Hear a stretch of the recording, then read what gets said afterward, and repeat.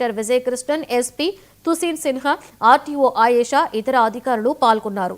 జ్యోతి ప్రజ్వలన చేసి జెండా ఊపి ర్యాలీని సీఎం రమేష్ ప్రారంభించారు.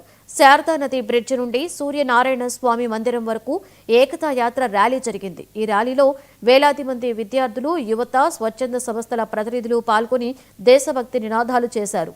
ప్రతి పట్టణంలో ఇలాంటి కార్యక్రమాలు జరిపి యువతలో ఐక్యతాభావం పెంపొందించాలని సీఎం రమేష్ అధికారులకు సూచించారు. నామకరణం చేసి ప్రతి భారతదేశంలో పౌరుడు దీంట్లో పాల్గొనాలి.